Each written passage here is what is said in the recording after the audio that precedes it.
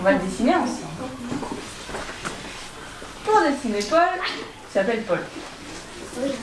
On dessine une patate. Alors cette patate, faites-la bien au milieu, assez grande, mais bien au milieu, pas trop au bord. Prenez votre temps.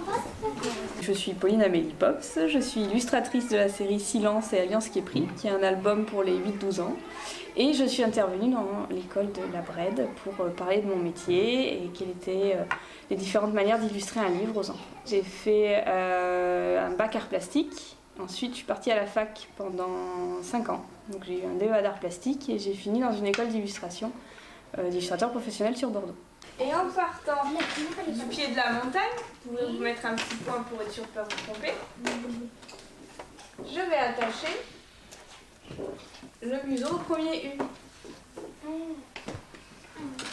Au premier U, ne trompez pas. Pour donner un air inquiet à vos personnages, il suffit juste de faire un petit trait comme ça au-dessus des yeux.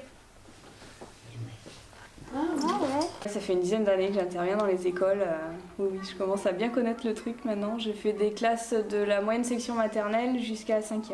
Je fais ça parce que ça apporte un sens au final. C'est vrai que quand on est illustrateur, on bosse tout seul dans son atelier, on ne rencontre pas finalement facilement les lecteurs.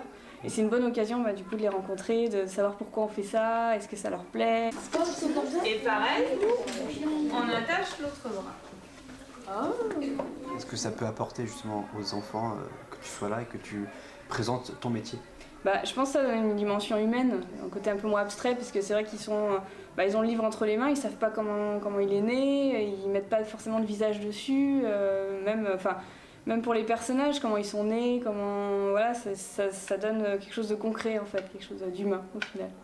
Et puis pour certains, c'est un déclic aussi, ça donne envie de lire, ça donne envie de dessiner, se dire que c'est possible, que ça peut être un métier, parce que c'est vrai que tout ce qui est métier artistique, on se dit ça apparaît comme ça, mais c'est aussi des études, c'est un travail. Et surtout la nouvelle génération qui est Internet, donc ils sont dans une consommation de l'image qui apparaît comme ça d'un coup, et ils pensent que les dessins peuvent apparaître comme des photocopieuses d'un coup, et que en fait faut s'entraîner, que le dessin c'est comme le sport, faut faire des brouillons, on n'y arrive pas tout de suite, et c'est vrai que ça c'est très abstrait pour eux.